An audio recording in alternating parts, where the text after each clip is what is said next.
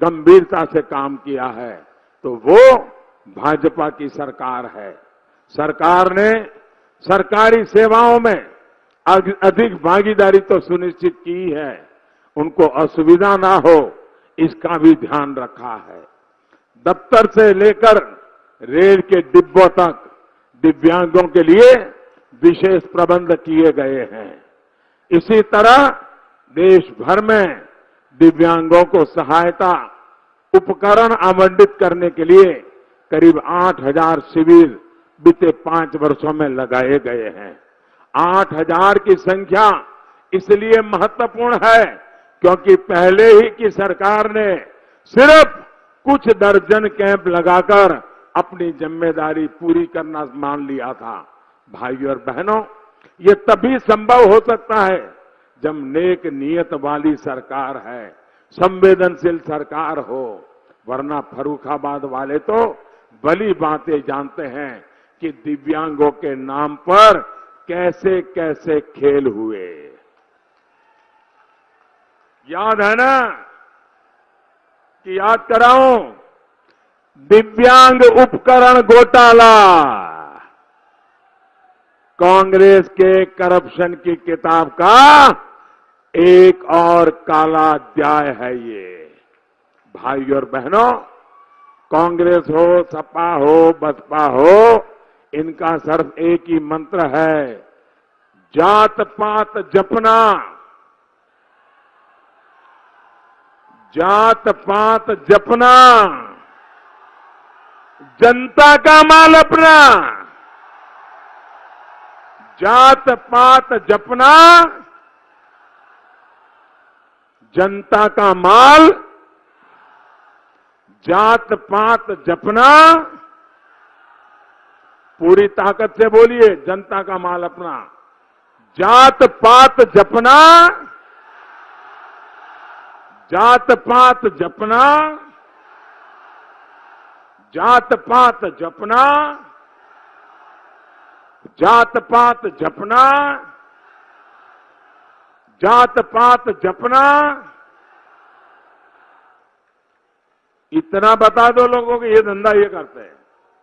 और इसलिए दिल्ली में एक उनको ऐसी सरकार चाहिए जो मजबूर है, मजबूर, ताकि ये मन मर्जी कर सके, लूट चला सके। ठीक वैसे ही जैसी 2014 से पहले ये करते थे। लेकिन 3 चरणों के चुनाव के बाद आधा देश इनका ये सपना तोड़ चुका है। अब आप सभी चौकीदारों की बारी है।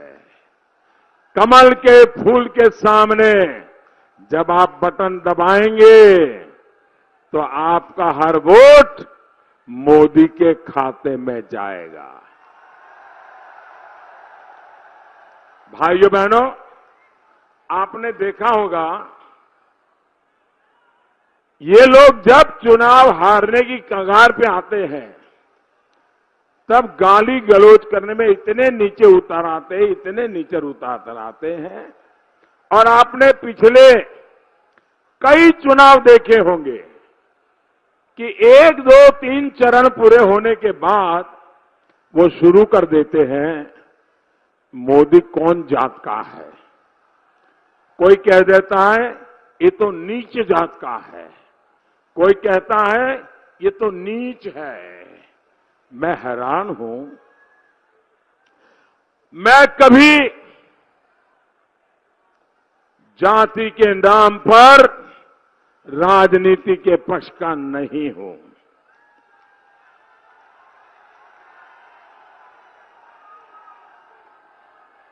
इस देश को जब तक मेरे विरोधियों ने मुझे गाली नहीं दी तब तक पता ही नहीं था कि मेरी जात कौन सी है। लेकिन अब मैं बहन जी का आभारी हूं, अखिलेश जी का आभारी हूं, कांग्रेस का आभारी हूं, महामिलावटियों का आभारी हूं कि अब वो खुल करके मेरे पिछड़ेपन की चर्चा कर रहे हैं। आपके लिए पिछड़ी जाति में पैदा होना वो राजनीति का खेल होगा। मेरे लिए पिछड़ी जाति में पैदा होना मां भारती की सेवा करने का सौभाग्य है और कुछ नहीं है। और बहन जी, महामिलावटी लोग, मेरी जाति तो इतनी छोटी है, गांव में एकाध घर भी नहीं होता है। और मैं तो पिछड़ा नहीं, अति पिछड़े में पैदा हुआ हूं। आप मेरे मुंह से बुलवा रही हो, इसलिए बोल रहा हूं। मैंने कभी अगड़े पिछड़े की राजनीति का मैं पक्षकार नहीं हूं। जब मेरा देश पिछड़ा है तो अगड़ा क्या होता है? मुझे तो पूरे देश को अगड़ा बनाना है, पूरे देश को अगड़ा बनाना है। लेकिन भाइयों बहनों, जब आप अगड़े पिछड़े की बात कर रही हो, मेरी जाति को लेकर के प्रमाण पत्र बांट रहे हो, जो खेल मैंने कभी खेला नहीं, लेकिन मैं बता देता हूं, मेरी जाति अति पिछड़ी जाति है और इतनी छोटी है। मुझे याद है, मैं एक अहमदाबाद में हमारे समाज के लोग एक बच्चों के लिए हॉस्टल बनाना चाहते थे, तो पूरा समाज इकट्ठा हुआ था और डोनेशन के लिए कह रहे थे। तो डोनेशन क्या आ रहा था? कोई 1000 रुपया देने के लिए हुआ आगे।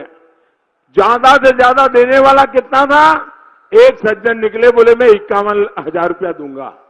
तो मेरे बगल में जिस जगह पे कार्यक्रम था, उस स्कूल के एक सीनियर व्यक्ति बैठे थे। उन्होंने कहा मेरे समाज की मीटिंग हुई होती तो 10 मिनट में 10 करोड़ रुपया आ जाता। हम इतने सामान्य समाज से आए हैं, लेकिन आप जाति पर हमें बोल रही हो। और देख लीजिए भाई, नमक कितना ही कम क्यों ना हो, बहुत छोटी जगह होती है, लेकिन खाने में जब नमक आ जाता है ना, तो खाने का स्वाद बढ़ जाता है। और नमक भले इतना ही क्यों ना हो, लेकिन जब खाने में नहीं होता है तो बढ़िया से बढ़िया खाना भी मन नहीं करता है। और ये मोदी तो वो तो ऐसी पिछड़ी अति पिछड़ी जाति का है, नमक का काम कर रहा है ताकि इस देश के हर गरीब का खाना स्वादिष्ट बने, इसलिए काम कर रहा है। कृपा करके मैं हाथ जोड़ के विनती करता हूं, ये जाति की राजनीति में मुझे मत घसीटिए। मैं मां भारती को 130 करोड़ लोग